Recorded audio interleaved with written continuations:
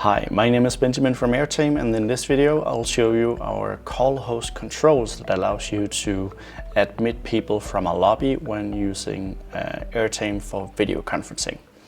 So I'll first quickly just join a meeting using my Airtame setup. So on my laptop here I'm gonna enter the 5-character pairing code and click on the join call button.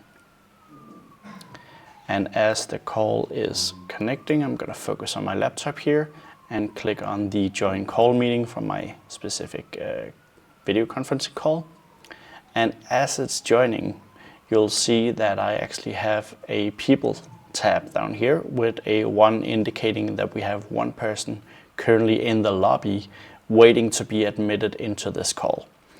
When I click this people tab, I will see the name of the person who wants to join my meeting, and I will have the option to admit them, or I can even view the entire lobby where we'll get a full list of all the people who might be interested in joining. From here I can then choose to either deny or admit them individually, or even clicking the big blue admit button to admit all of the people in one single action. So let's have a look at the TV again. And when I click the admit button, you'll notice that my colleague here is getting admitted into the call. So it's as simple as that. That is call host controls for Airtame, by which you can easily admit and deny people from entering your call.